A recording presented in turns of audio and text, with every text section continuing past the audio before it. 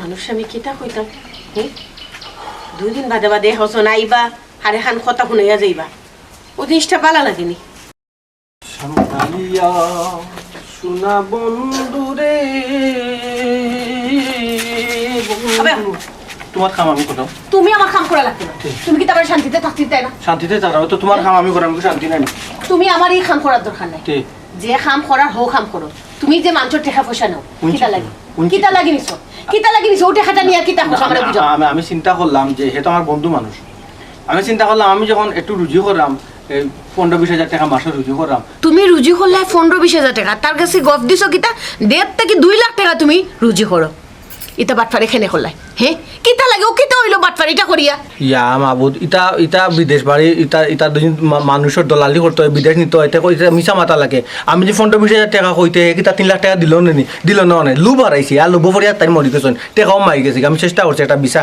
20-25 হাজার টাকা বাংলার খরচ করে একটা বিশা বা করতাম হইছে না টাকা মারি গেছে ওই তো নাই আমি বালা করে জানি ওষুধ পথে কোনো টাকা যদি ইনকাম করা যাও তাইলে কোনো বালা খাম হইতো না বিসা পাইলে তাই বিসা পাওয়া কিন্তু অত সুজানি হ্যাঁ বিদেশ বাড়ি খারবার কোন সাহসে তুমি তার কাছে টাকা নিলাই এখন টাকাই গুন দিবাই কিলাম খোসাই বিপদ নাই বিপদ লইয়াও যে গারো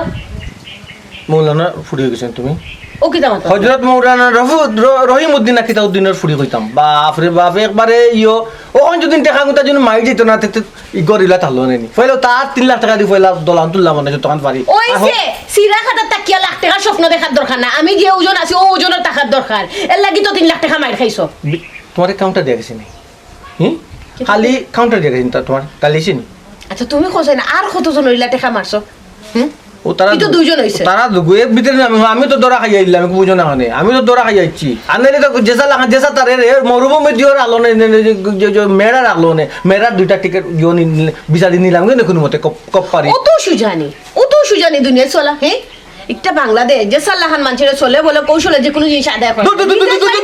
মৌলানা ফুড়ি থেকে অন তুই জয় গেছ তো কিতা উকিলের ফুড়ি গেছ ও তো উকিলের দিয়ে আমাকে দেখাইছ না দেখাইতাম না কোনো সমস্যা নাই কিন্তু আর যদি কোনো মানুষ হয় তুমি সমাধান করবা তারা কিন্তু কইয়া গেছে তারা